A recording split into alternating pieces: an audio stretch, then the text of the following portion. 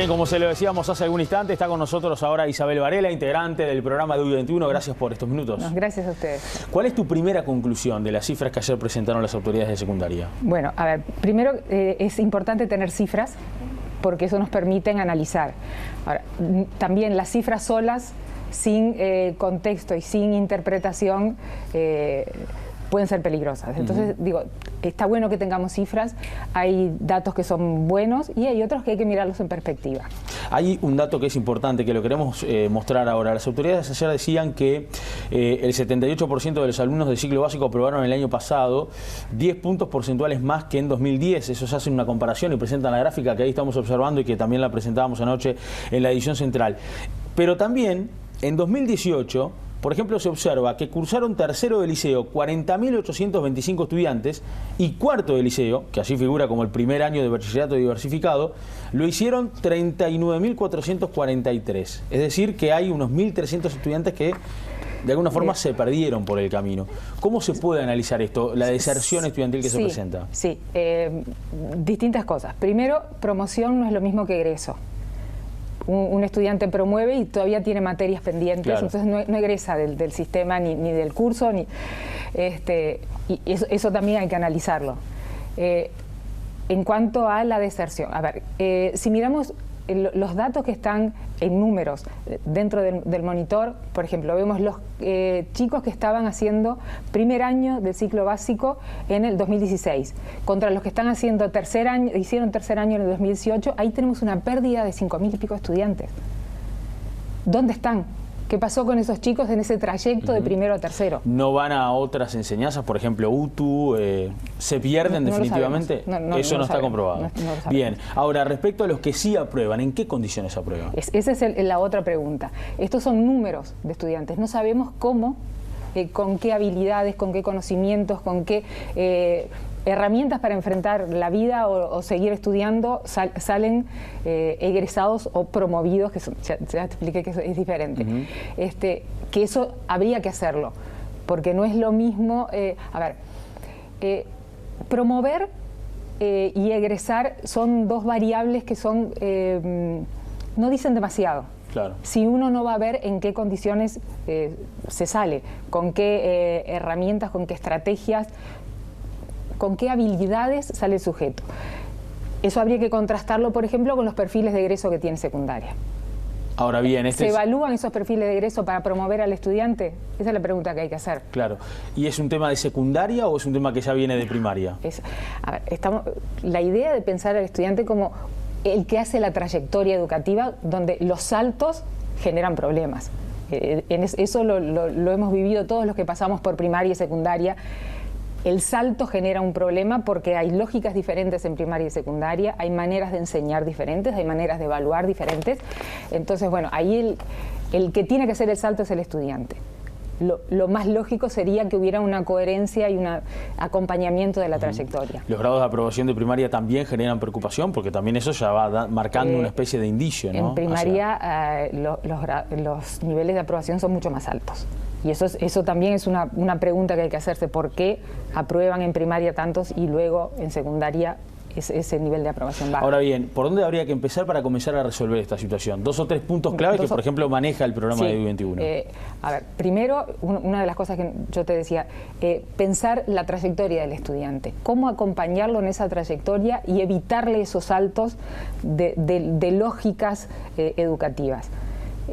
Nosotros por eso proponemos un currículo que vaya de los 4 a los 18 años.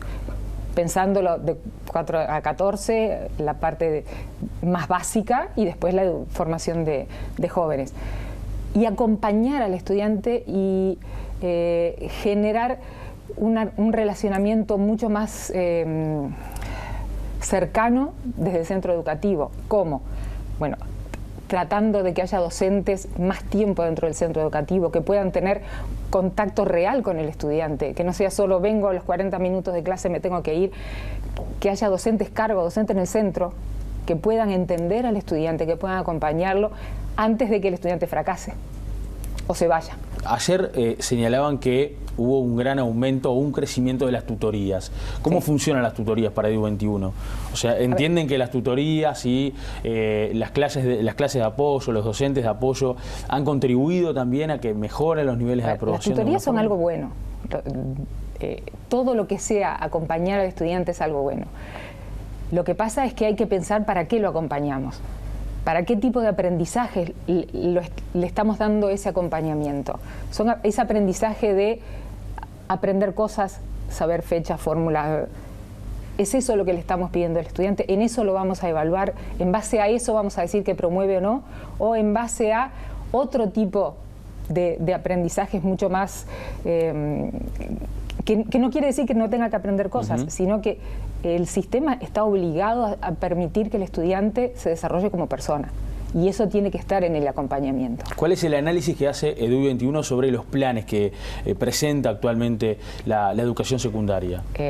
Bueno, en educación secundaria tenemos programas desconectados entre sí, de asignatura, donde el estudiante es el que tiene que cambiar el chip cada vez que cambia el docente, enfrentarse a una cantidad de lógicas propias de las asignaturas y de las disciplinas y de las personas con las que se enfrenta, que son los distintos docentes.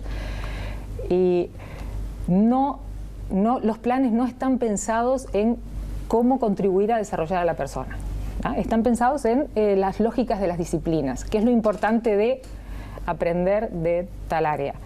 Y muchos programas terminan siendo listados de contenidos que el estudiante tiene que ir sorteando. Es como sortear obstáculos.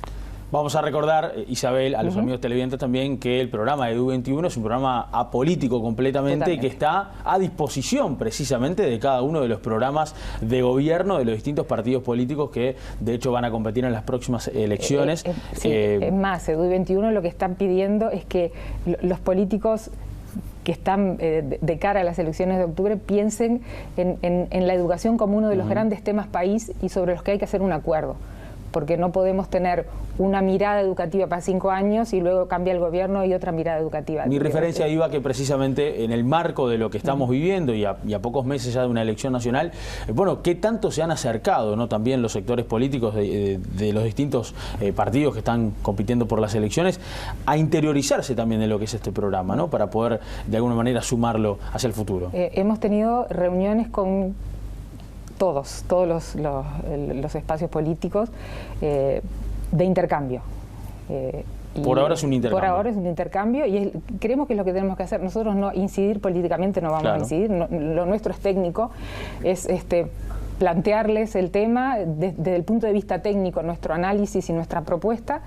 Y bueno, la decisión la tiene el sistema político, claramente. Muchas gracias por este minuto, como siempre. A las órdenes. Era Isabel Varela entonces con nosotros, la integrante de EDU21. Hacemos una pausa ahora y ya seguimos.